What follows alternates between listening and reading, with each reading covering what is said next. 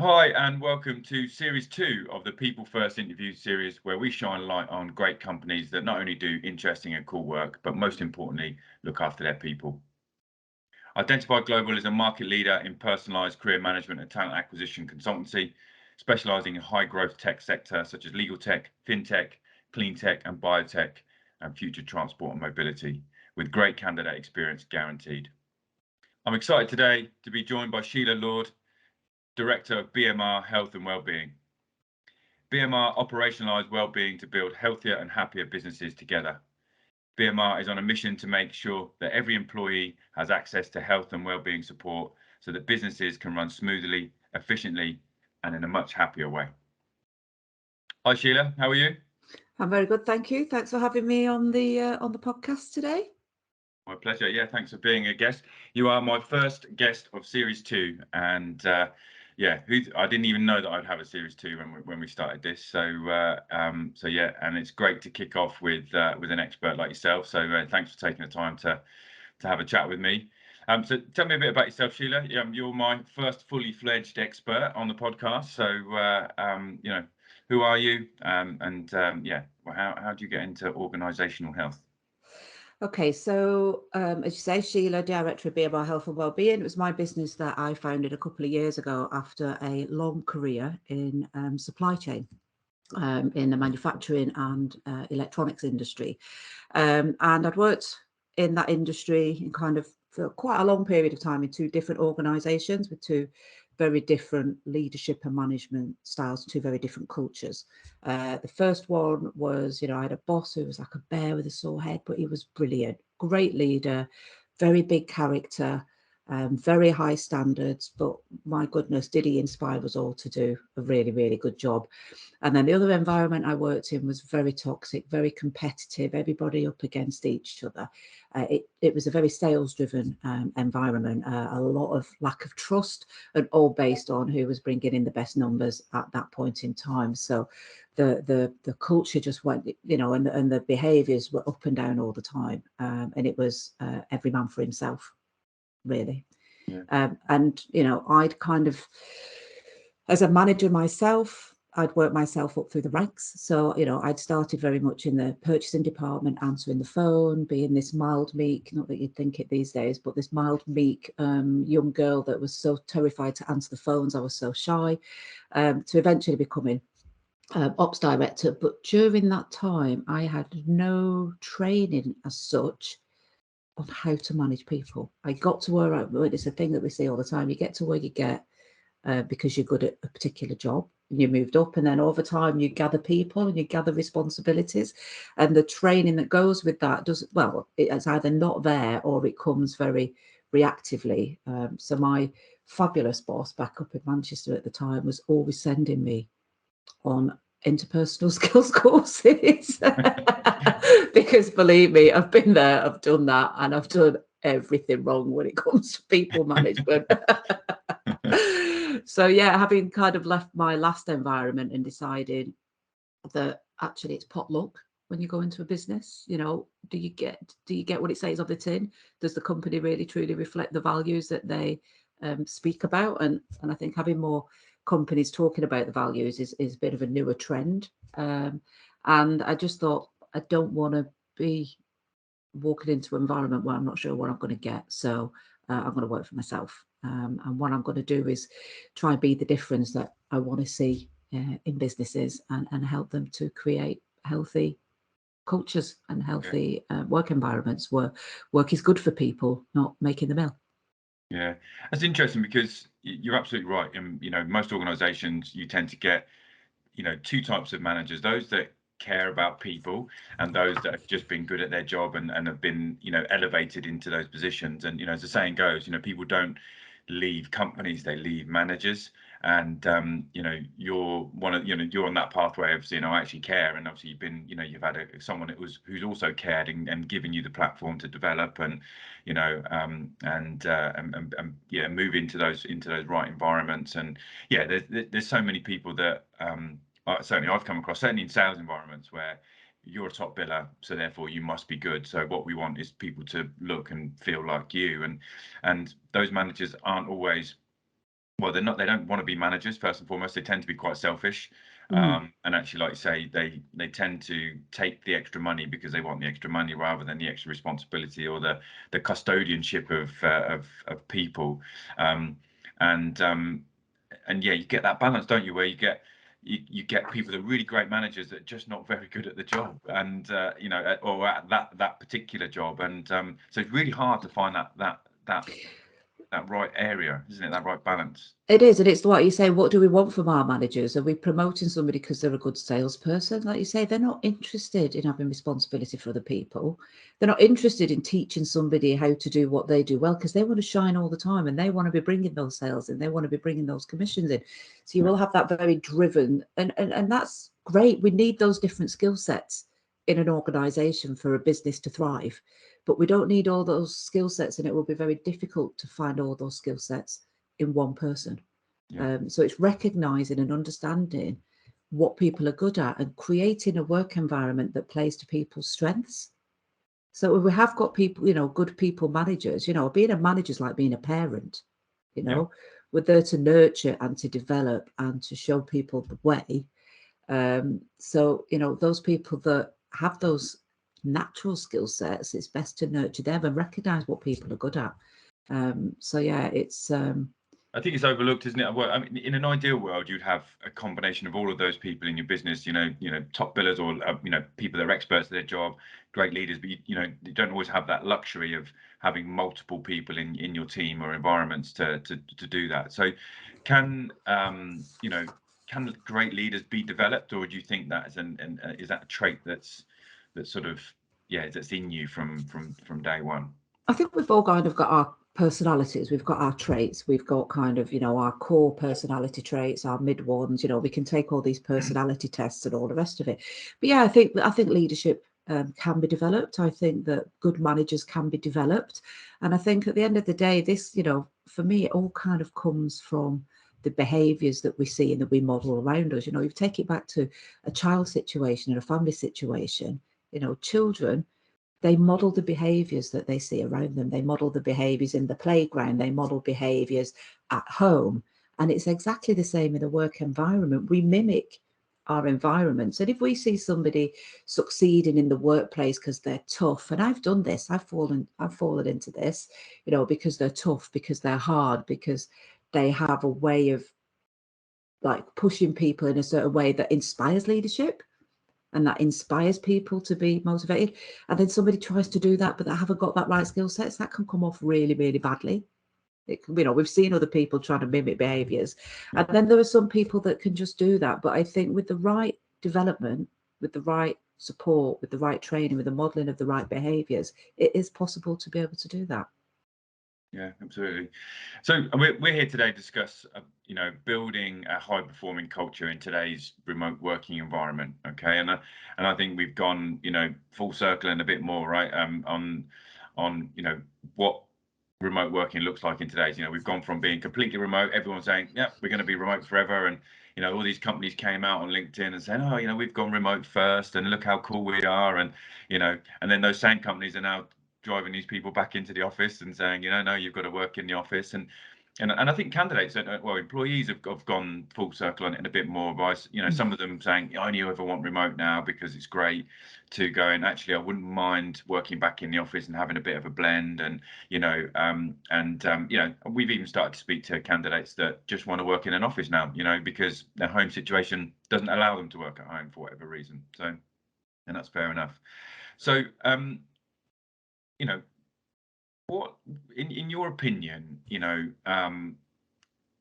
you think the office environment has a place for maintaining that culture? Is the office a pivotal part to having a culture in a business environment?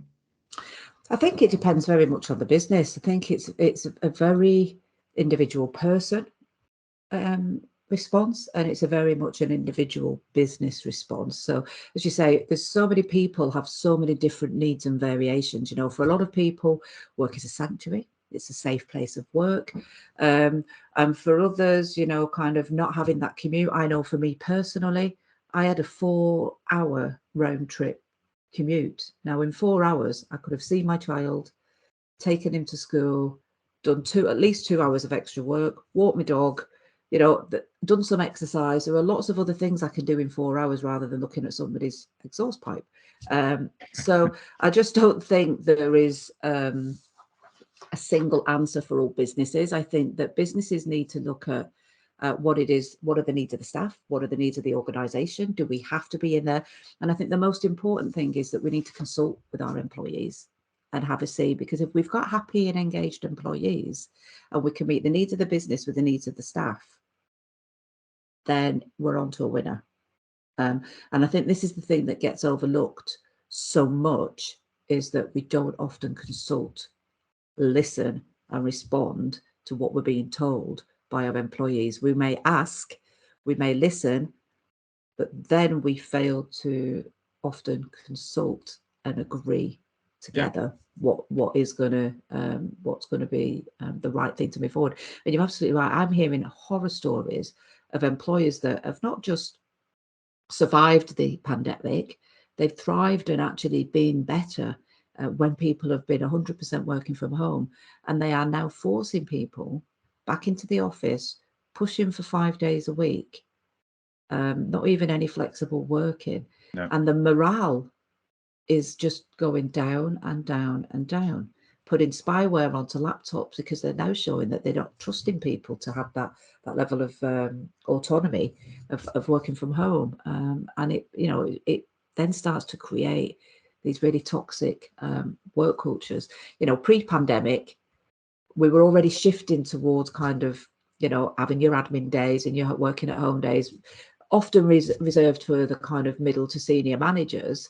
But I think that, this pandemic has now driven that forward in terms of progress a good 5 or 10 years. Yeah, absolutely. I mean, it's crazy, isn't it? That, when you're in an office environment, there's an expectation. There's you're in the office environment, you expect to be looked after and watched, and all of those sorts of things. But when you bring that office culture into your home, the world changes. The whole dynamic of your home changes as well. And I'm at home today, and we're talking into each other's homes, and that's fine for the majority of it. But when you start adding in spyware, and you've got to clock in and out, and your productivity is being matched, that changes. Now, some roles are absolutely needed. If you're in a call center, for example, when you're working remotely, you need to have slots and things like that. And I think it also helps manage people's days, because it's easy to go and make a coffee and get distracted by the news and things like that. So that culture becomes, it's really, it's like you say, that consultation process around what it works. And I think a lot of companies they take this sort of big company mentality, right? If you're a big company, it's impossible to consult with everybody. You have to run. It's like turning a big ship. But when you've got a smaller, SME type company, it's so much easier to consult. And actually, I think the owners of these companies forget, and they take this sort of big mentality and saying, no, this is how we're going to do it, and it's one rule for one, and but these people overlook that. It's so easy just to say, look, how could it work better for us? And then grow from there. And sometimes you have to make adjustments as you go along. Yeah, and I think it's interesting that you say there about this consulting piece of this big company mentality, because what we have, when we're looking at culture, workplace wellbeing, how we do things, there's big organisations might conduct a great big annual engagement survey, for example. And then what you get is the SLTs and the senior leadership teams, and maybe the higher, the mid-management teams, all looking at the results of this kind of, overarching survey. But what we're not doing is we're not breaking it down, and we need to take a small SME approach in the big companies, not the other way around. Because the big companies are made up of basically small SMEs. They're all different departments are effectively SMEs. And why not cascade down that autonomy, so that actually we'll have some overarching policies, we'll have some overarching kind of controls and measures in place and process, because we need that. We're a big organisation. But at a lower level, let's give people a say in their own destiny about the way that work's done, about the way that work's designed, about the way shift patterns are measured, as long as we're getting the outcomes that are needed for those departments, and maybe even exceeding those outcomes. What's the harm in kind of breaking down that autonomy and cascading it further down. Yeah, absolutely. Yeah, I mean, I speak to a lot of companies about their culture and what, especially during the pandemic. And, everyone says, they like to give you a load of buzzwords, don't they? And it's like, we're fast paced, we're dynamic, we're this, that, and the other. And you think, okay, great, these are all great words, and why wouldn't you want to be those things? And then you sort of look over and you see Bob dying in the corner, and you think you're anything but fast paced and dynamic. It's but is it a misunderstood term? Is there a difference between, is culture a misunderstood term? I guess, someone once said culture eats strategy for breakfast, and you read all the time now that, culture and people are a company's biggest asset, and, they drive, bottom line profits and things like that. But what goes wrong? I mean, because why would, no one wants a rubbish culture, do they? So what is it? What's your take on the word culture? Yeah, I think, well, we look at the culture of an organisation, it's just how it behaves, isn't it? It's behaviours in the organisation. It's people will tell you it's the values, it's beliefs and all the rest of it. It's the personality of the organisation, it's the beliefs, it's the behaviours, it's, it's how people are within that business. And, you look at, say, a toxic culture and a good culture. So I came out of a really good work culture, okay? And for the 15 or so years that I was at this company in Manchester, it was fantastic. We had a and it went through quite a few different changes. So I started there, young girl, decent managers, a couple of decent managers that really believed in me. The company was growing, everybody was feeling positive. The guy that led the company, he was a very techie guy, but he had not really a people guy, but very techie guy, but he had people underneath him. So we had a really great culture there. There was a really great buzz. Everybody wanted the organisation to succeed. And then all of a sudden, there was a venture capitalist brought in and he sold the business. And then all of a sudden, the values, the beliefs, all of that personality, all of the heart and soul of that business changed overnight. It absolutely changed overnight. You look at programs, there's a Netflix documentary on Boeing at the moment, when Boeing sold out in the 90s and it became listed on the stock market. And literally overnight, the values and the beliefs and the safety systems all sort of started to literally change because the values of that organization started to change. So, for me, culture is very much about, is everybody on the same page? Do we share the same end goal? Are we all working towards that same thing, having that sense of belonging, that sense of meaningfulness, that sense of accomplishment that makes us want to succeed every day? And once that personality changes, once that heart changes of the business, it's really difficult, really challenging. It's interesting because, you could argue that nothing's really changed there. Like only if just something, maybe the direction or but the people are still the same, right? So it's almost like something's gone wrong with something's clicked differently with the people, right? Unless you start bringing in the wrong people. I mean, I often say that there isn't such thing as a bad company or a bad person. There's just a bad connection. You put the wrong person into the wrong culture doesn't make them a bad person. It just means you're in the wrong culture. If you put someone who doesn't like sales into a sales environment, they would just hate it, and because it's fast paced and it's money, it's like that, and it doesn't align to their values, for example. And then whereas likewise, if you put potentially, maybe bad examples, but a salesperson into maybe something that's a bit more slow paced, maybe it's not necessarily financial, there's no direct outcome, it's more about doing some research, for example, they're not necessarily going to get a buzz out of that because there's no tangible benefit for them. So does that make them a bad company, or does it means there's a bad fit? So how does it go wrong?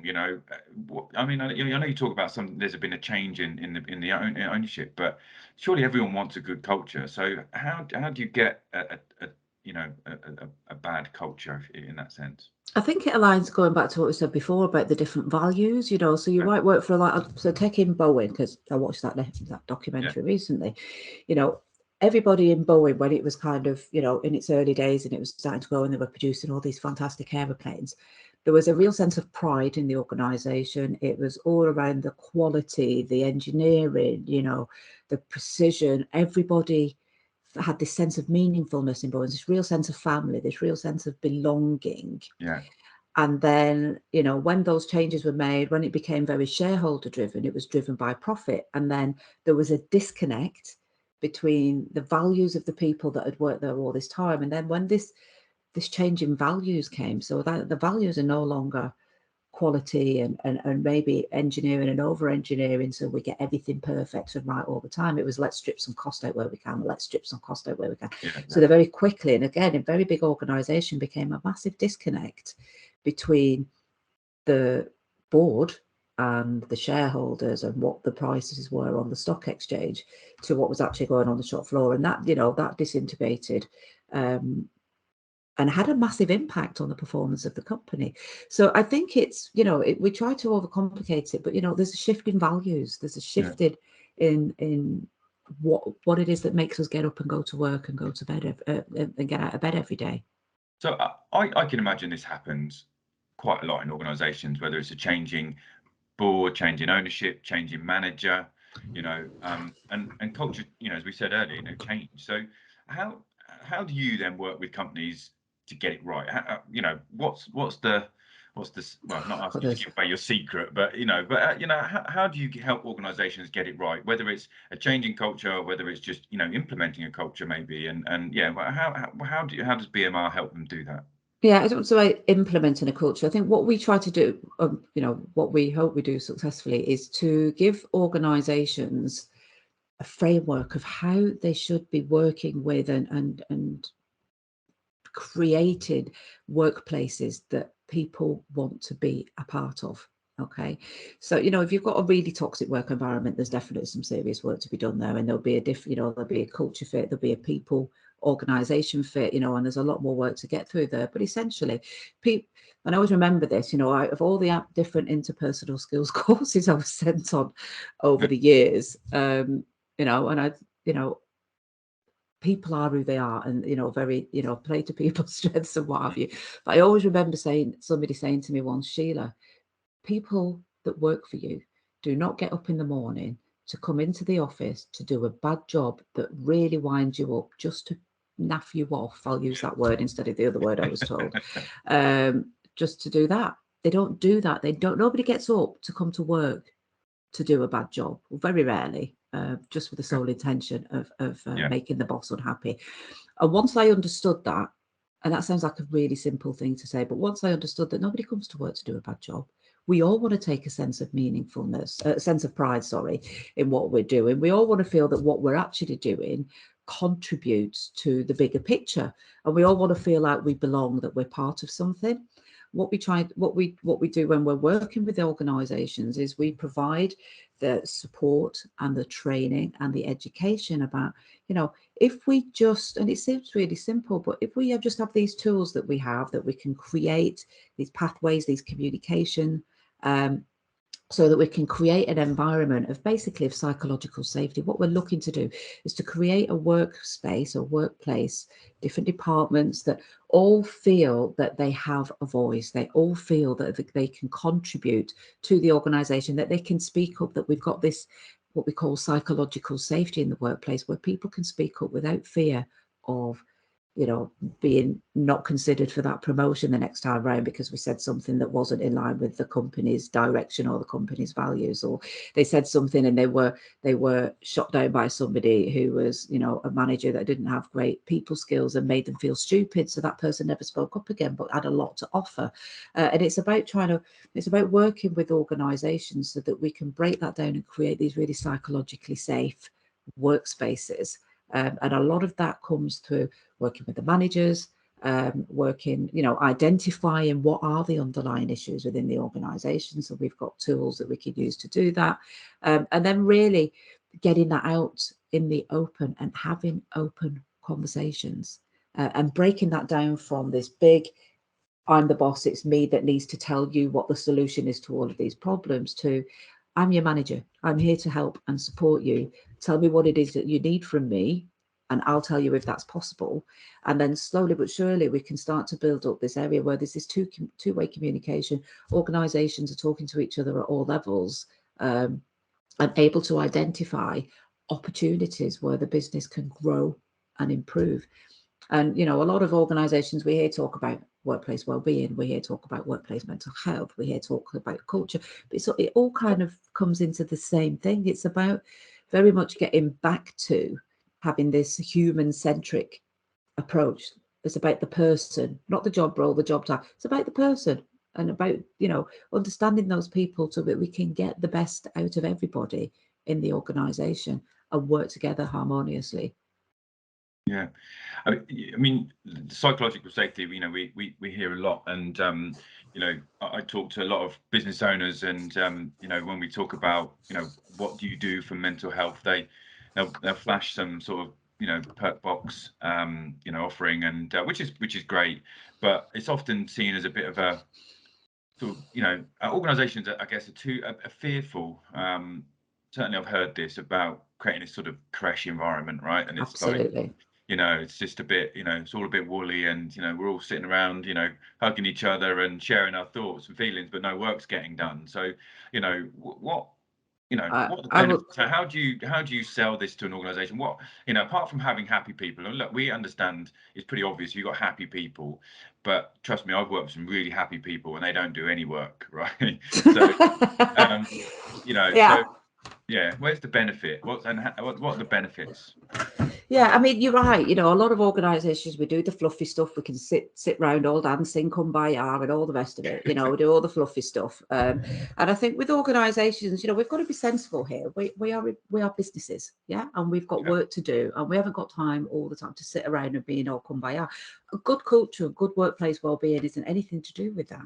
You know, so yeah, it's great. Many organizations, they go after all these well-marketed products. So, you know, we'll have things like, oh, let's get some mental health first aiders. Well, that's brilliant, but that's like saying, let's get some physical first aiders, and let's not have any safe systems of work. We'll just watch people falling off scaffoldings, and we'll just all stand at the bottom waiting to catch them. So yeah, mental health first aid is great, but very reactive. You know, employee assistance and having counsellors to talk to, great, but we've already got people that are potentially made ill from work. What we're saying is, like, just let's not put undue amounts of stress on people for long periods of time. And work is stressful, work can be stressful. What we need to identify is how is work impacting people's stress levels. Yeah, we need stress. It's like an elastic band. It needs some tension for it to perform. You know, human beings, we need some kind of pressure.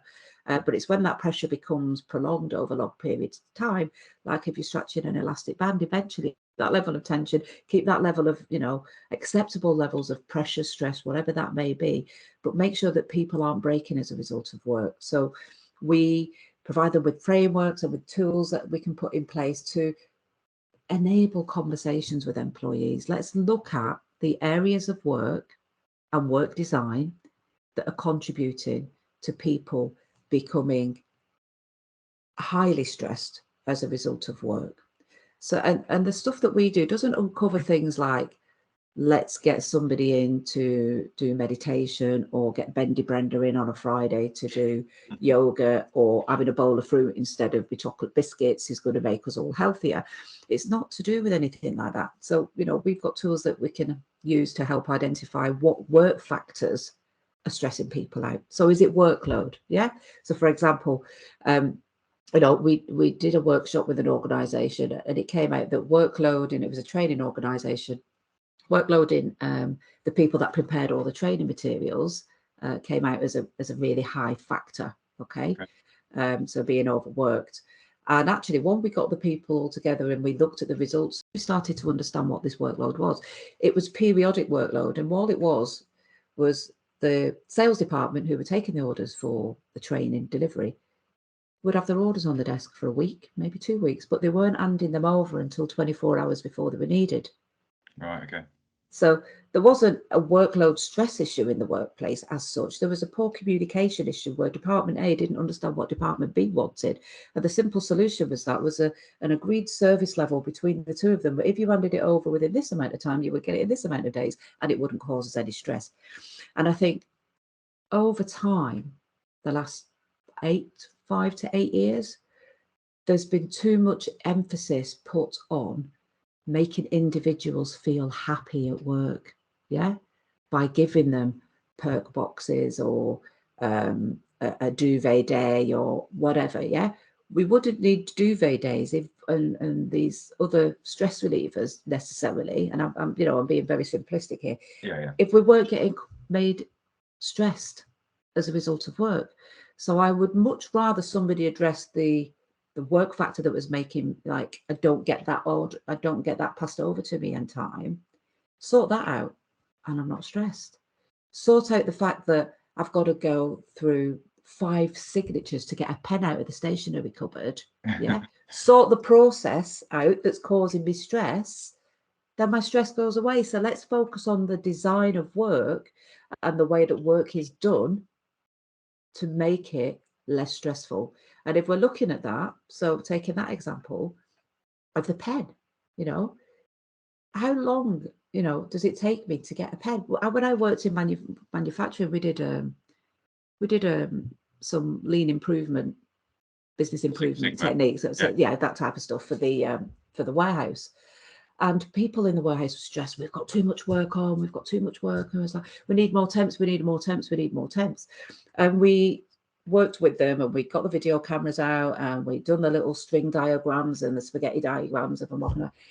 They'd one printer service in the whole warehouse. Yeah. But people were printing out dispatch notes all day long. The printer was on the other side of the warehouse, and you could just see where all of this time. So it wasn't that they were stressed. They were stressed as a result of the way work was designed. Yeah. When we worked with them, when we showed them the videos back, when they could see what was going on, we did some really simple things. Everybody had a tool belt. Everybody had a printer. Everybody had a label printer. It cost us a few £1,000s, but it saved us a hell of a lot of money in temps. Yeah. It made us a hell of a lot more efficient. And then when we had some natural attrition, we actually ended up being overstaffed in the warehouse because we didn't need that many people because we were working more efficiently.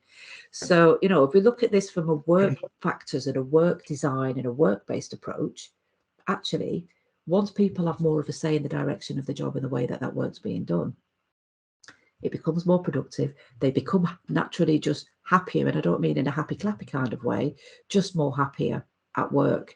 And I think we need to take some of the fluff out of it and just get back to practicalities, which is if the way that we do work is less stressful, we're going to do work better and be more productive.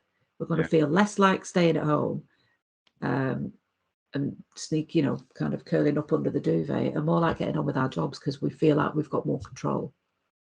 Yeah, I love it. And well, like you said earlier, so it's about that consultation period. And actually, it's I think it's an important point there about being less stressed as opposed to more happier. Because I think often everyone feels like they have to throw things at people to keep them happy, as opposed to reducing their stress. And I think there's a difference, isn't there, between a massive difference, and that's what we do. So you said it right at the very beginning, and I think to put it into context, it's operationalizing well-being. Yeah, you don't kind of just go, oh, how do we keep our customers happy? Oh, we'll throw a perk box at them. You wouldn't do that. Yeah.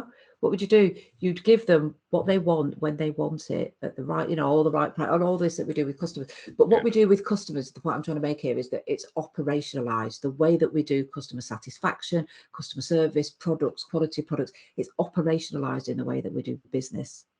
And we need to do the same with the well-being of our people. They're not, we've come to the point where we recognize that we don't own people. Yeah. They're not our commodities. They're not our assets. These are human beings, not human doings. Yeah. They work for us and they do stuff for us. But at the end of the day, they're human beings that just want to be consulted and treated with respect and be able to get on with the job that they've been employed to do. Yeah. So we need to make it as simple as possible and as efficient and as effective as possible to do that. And the other way that we're going to do that is looking at applying this model of constantly evaluating the work environment, taking things like we did in the warehouse. Yeah, that's no different. I'm not, we looked at the operations of the warehouse to create a work environment that was more conducive to people working without being completely stressed all the time, giving them the right tools, the right resources, the right training. It's about work. It's not about people as such, Yes, people carry out the job, but create good work. You won't make people ill. So with that in mind, I guess it's then probably even more effective in today's remote working environment, right? So you're talking about a factory situation, or where you can watch what's going on. You can't necessarily do that, without within the boundaries of not spying on people, but speaking to people and asking them, what's going on, why have they become less efficient at home, or what's going on, what's stopping them from working, doing those sorts of engagements and consulting and talking to people is probably just as effective, and if not more effective, in a remote working environment. Absolutely. Even things like, what makes you stressed in a remote work environment? Well, giving me a perk box isn't going to fix the fact that my back's killing me because I'm crouched over at the dining room table. So have you spoke to anybody? How is your comfort at home? Have you got the right things in the home environment that you need to have? Is your Wi-Fi strong enough? There's just such a mass of stuff that we need to be doing with all of this flexible working, and it's just making sure, do we have the right tools, equipment, environment, resources to do the job that we're doing? The only way we're going to know that is to ask people and to consult people. I see far too often HR teams or managers or whoever, all with the best of intention, making decisions on behalf of people that they've not even spoken to. Oh, I've got a really good idea, we're going to do this. I've got a really good idea. If I've got a bad back from sitting on my dining table on a dining chair with no cushion on it all day,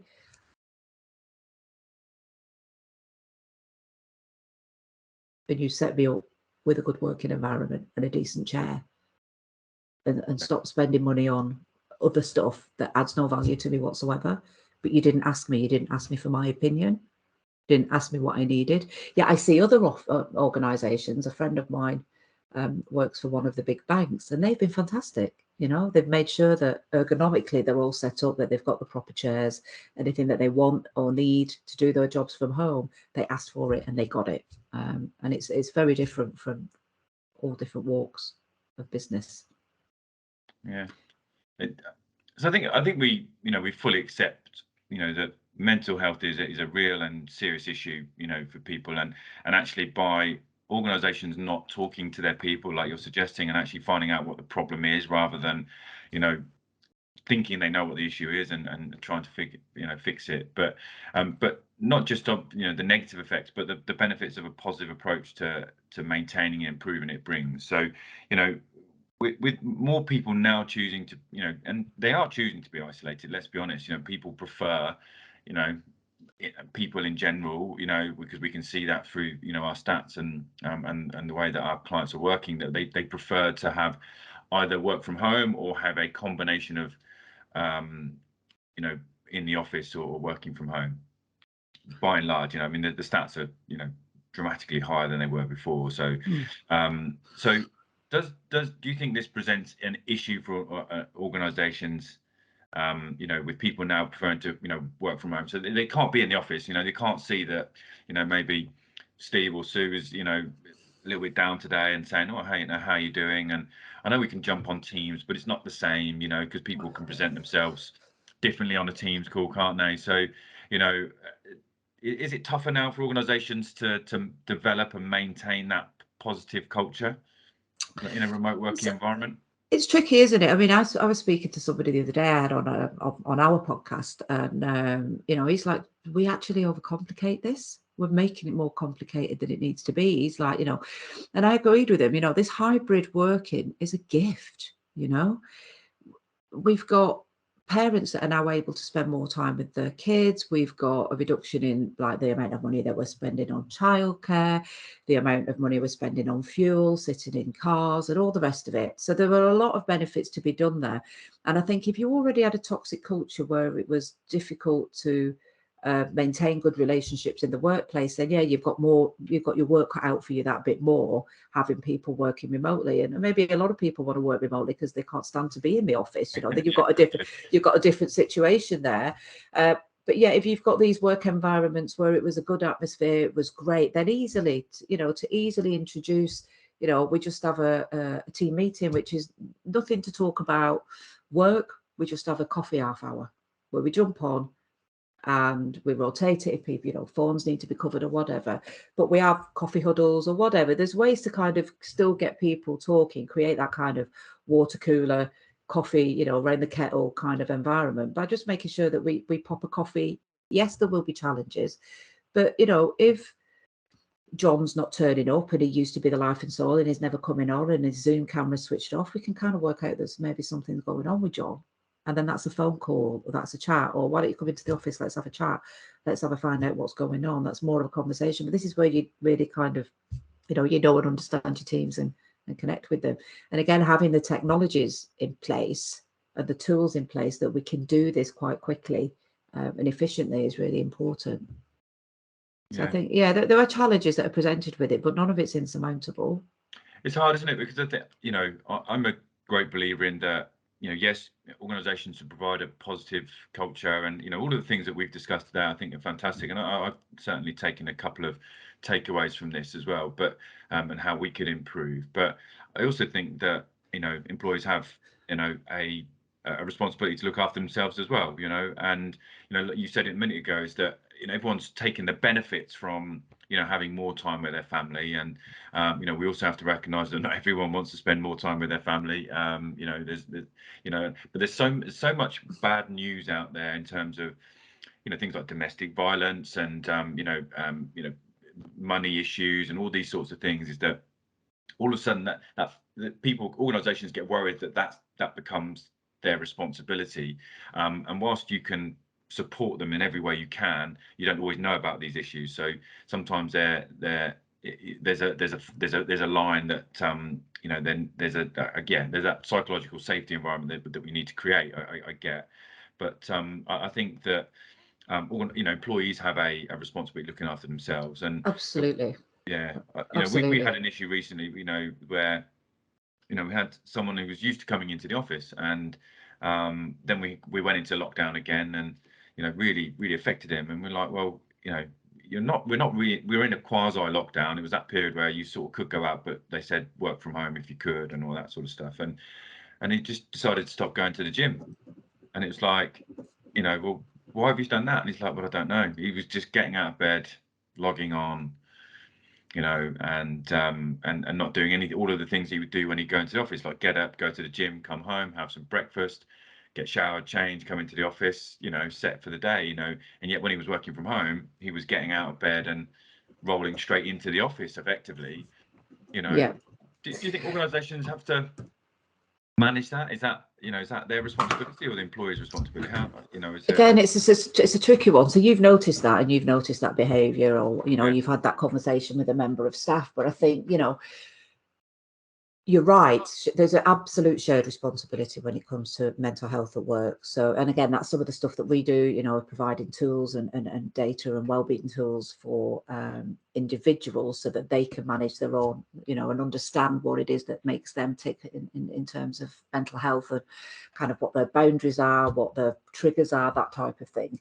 But from an employer's perspective, I think one of the really important things here that we can do as an employer is to really educate people and kind of, you know, do stuff around time management. Let's have a look at how do we set boundaries as an employee. You know, all of the stuff you've just said about that individual in your workplace, I fell foul of that. And I think that many of us that fell foul of that. I'm at work, therefore, you know, I go from the bed to the shower, or maybe skip the shower to the bed to the laptop, and then maybe the shower at lunchtime, or, you know, we had this real disconnect of the plug being pulled out from under us, and all of our structure went. So that, you know, we're like little Autobots, aren't we? Sometimes we get up, we get in the shower, we get dressed, we go to work, and we have had that structure ingrained in us for so long. Then all of a sudden, you don't have to get up, you don't have to do this.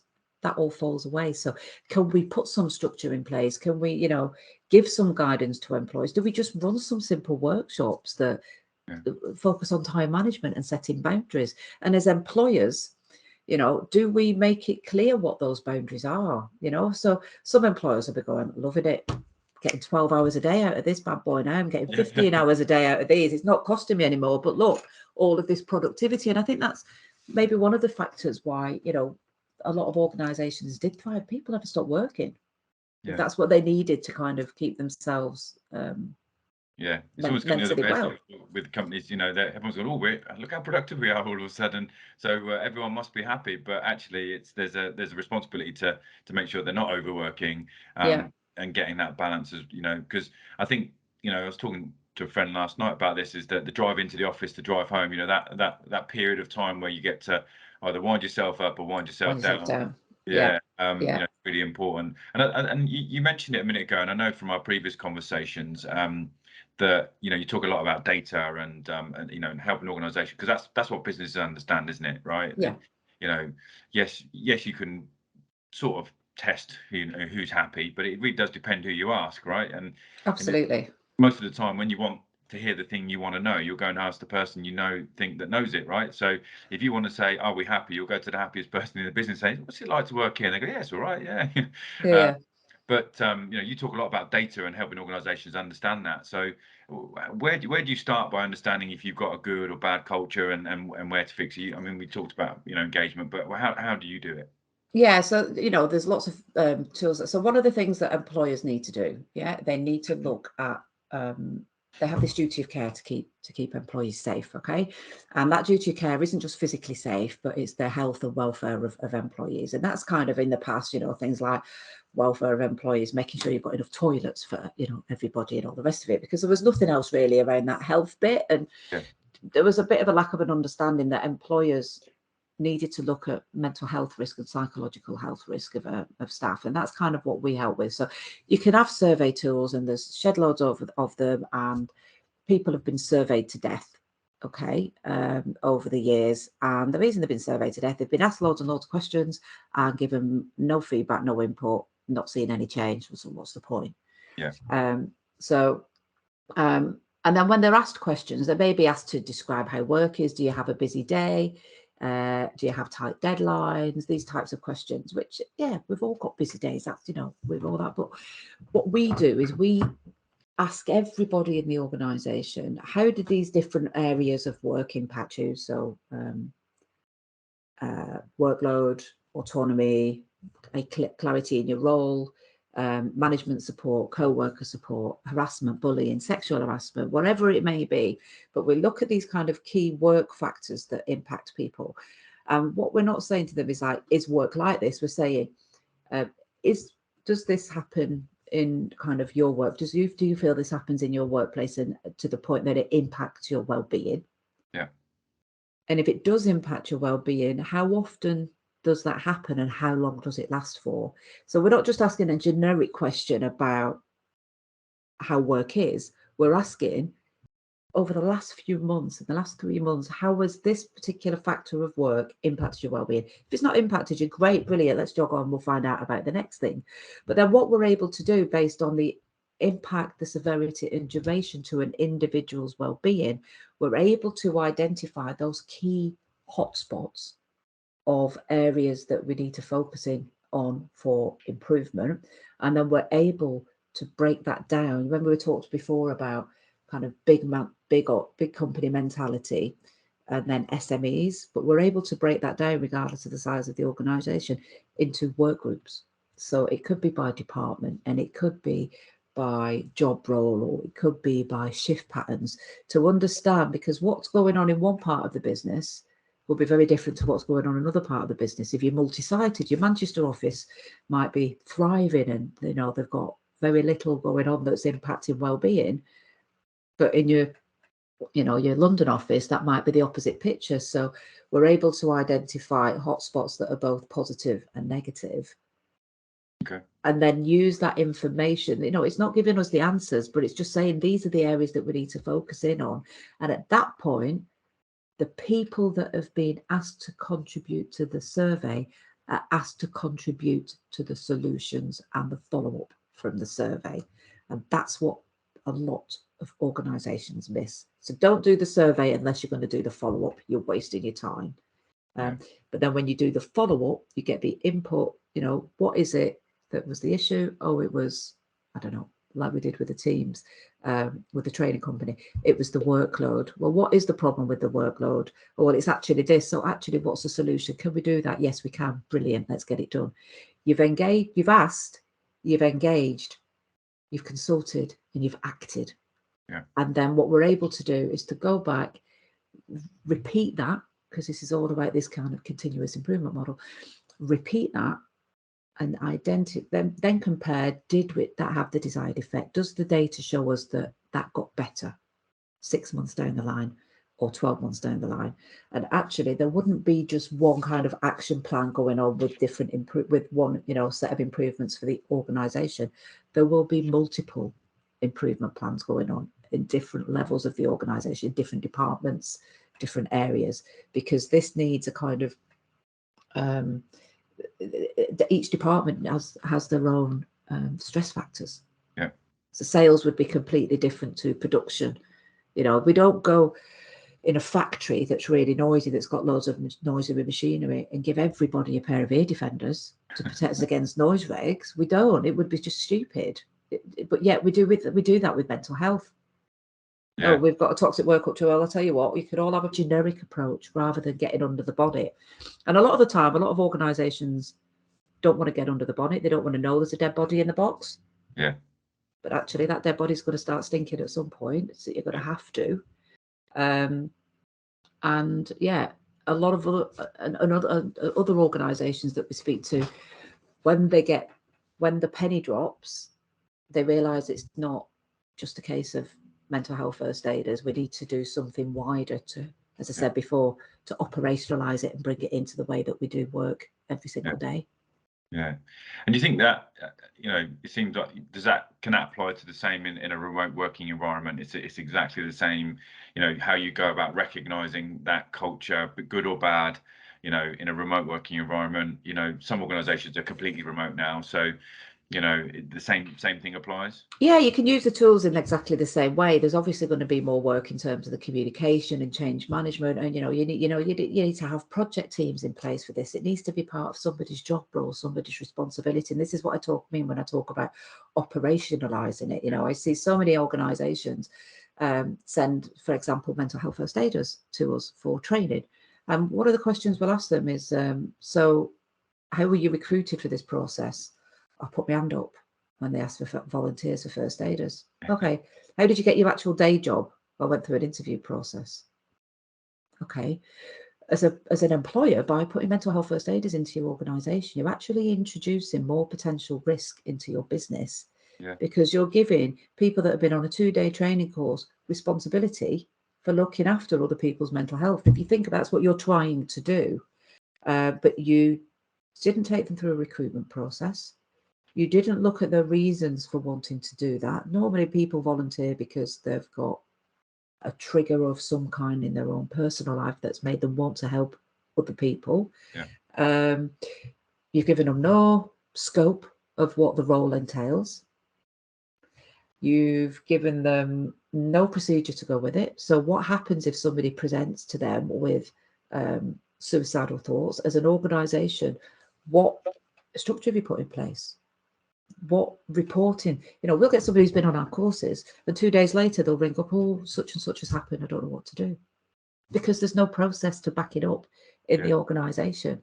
So, you know, this stuff, you know, culture, workplaces, making work good for people, it just can't be done as a dip in and dip out. We have to operationalize it, and we need to take it seriously. It needs to be in job roles, it needs to be in job responsibilities, it needs to be in the way that we communicate with our staff, and it needs to have the same level of focus, the same boardroom attention that profits get, and that quality gets, and that products and services get, because it's as vital to your business as all of those other things, you know. And if you've got high levels of staff attrition, if you've got people leaving your business because it's a toxic environment, you know, they're in and they're out, you know, it's costing you money. A lot of money. I mean, you, as a recruitment company, you probably, you know, that's probably good for you, but not necessarily in that way, but yeah. But yeah, you know, it is costing people a lot of money, and you know, and it's organisations have to pause, reflect, and take that time to really understand the impact of what this is costing them, because although it's not always completely transparent on the balance sheet or in the P&L, once they start to look and unearth these numbers, they can be pretty horrific and pretty scary. Pay for wellbeing programs 10 times over. Yeah, which is what was going to be my next question, is that, you know, I think companies spend a lot of money on healthcare and, you know, private healthcare and, you know, mental health wellbeing programs, perk box programs, whatever they look like. You know, there's loads of them out there.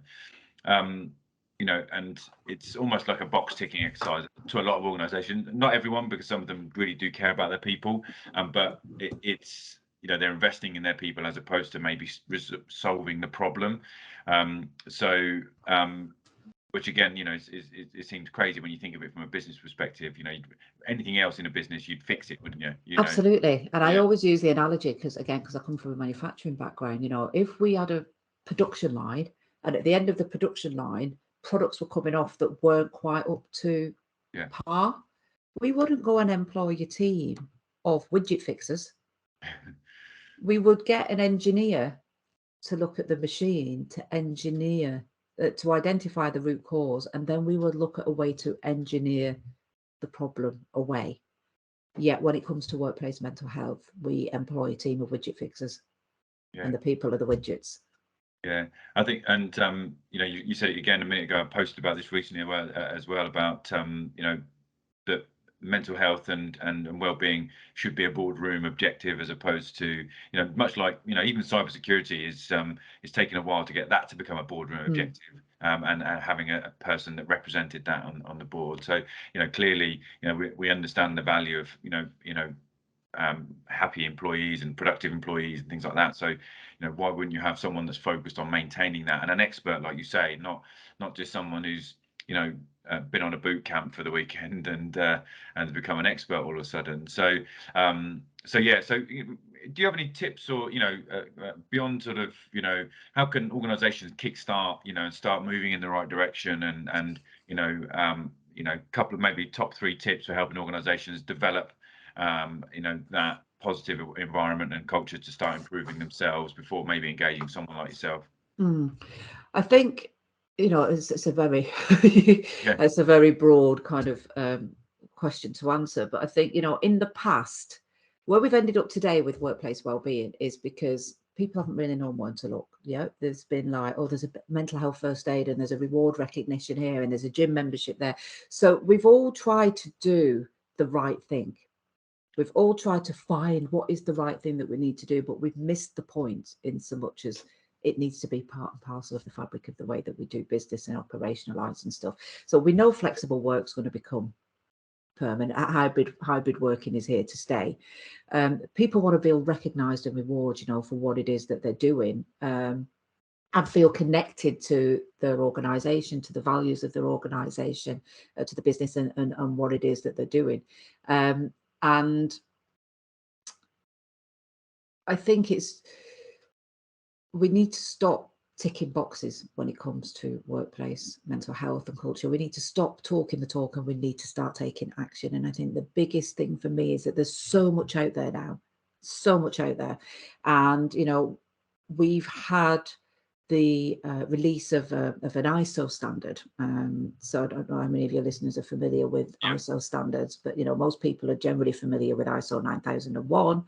And there's been now a standard brought out that looks at exactly this subject matter. So we're talking about psychological health and safety, looking at the risk factors. What are the areas that have potential to cause employees to become stressed? And we fix that and resolve how work is done, and make work better for us, rather than waiting for people to become ill.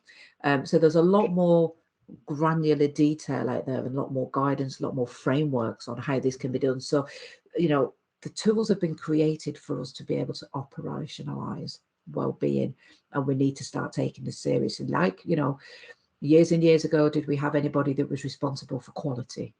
Yeah, before you know, we had quality managers and everything coming in, and ISOs and quality control procedures.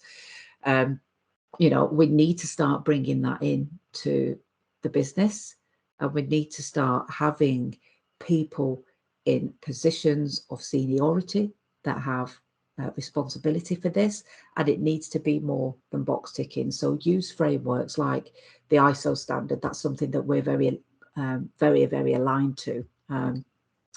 Use things like the HSE stress management standards. They're in there, but operationalize it. Don't dip in, don't dip out. Don't waste your money on mental health first aiders if you're not going to back it up with anything else in the business. You're just wasting your money. If you've got a toxic work environment where you're just employing first aiders to sticky plaster people back together again, they're going to be out the door before you know it. So really have a think about what it is you're invested in, what your return on that investment's going to be, and have a plan. You can't just go, oh, we're just going to do X, Y, and Z for workplace wellbeing. You need a short-term plan, you need a medium-term plan, and you need a long-term plan, and it needs to be a boardroom agenda. Yeah, absolutely.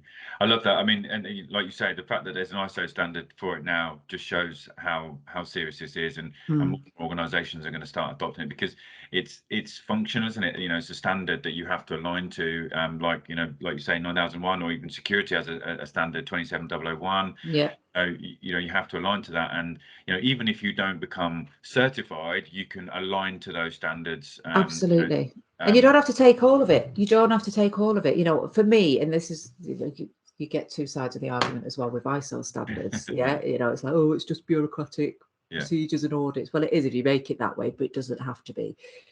This framework has been put together by over 70 different countries. Mental health experts represented across the globe have put this together with the best in practice from the Canadian standards, from the UK standards, from the Australian standards. It's all been developed. All the hard work has been done for organisations. And then there's organisations like myself that can help you to adopt this standard. We've got the tools, we've got the frameworks that we can do this in a really simple way. It doesn't have to be complicated, and we don't all have to be psychologists to do this. It's not about understanding mental health. It's about understanding that good work is good for business. That's it. It's no more complicated than that. Make work good for everybody. You'll have a good business. Yeah. You don't have to sit around doing kumbaya. Well, that's the perception, isn't it? Let's be honest. It is. And the fact that there's a business standard, and for a business owner like myself, is to be able to functionalize it, and put it into place, but the benefit of that is being able to track, and improve your environment. Even if you have a great environment already, aligning to a recognized standard is only going to improve where you are. I mean, so there's no, there's big companies out there now, and I know that we're going, we've got a great company, we're all right, everyone's happy, and we've had people stay here for 10 years. And I say to some people, sometimes that's a bad thing. I stayed for 10. I stayed in a really toxic work environment. For 9 years. Yeah, exactly. And I coasted. They didn't get the best out of me. I stayed because it suited me to stay. I didn't stay because I was aligned to their values. I didn't sail into work every day or skip into work every day, wanting to do the best job I can, like I did when I worked in another organisation. Yeah. I did what I needed to do to get through the day, and they got out of me as much as I felt that they gave to me. And they could have had twice as much out of me, but they weren't interested, which made me not interested. Yeah, absolutely.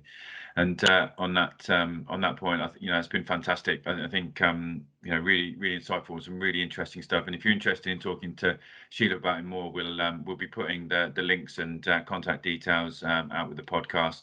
So feel free to get in contact with Sheila. I'm sure she'll be happy to speak with you. And hopefully you've taken something away from that as well today. It's some really interesting points, some really straightforward points, I think, as well, that people can probably go away and start doing themselves, and start that journey on and understanding their workforce and their employee engagement and mental well-being, and hopefully creating more productive, happier workplaces. So Sheila, thanks very much for your time today. I really, really, really appreciate it. You're welcome. It's been great to chat. As I said before, you can never shut me up. Thanks, guys.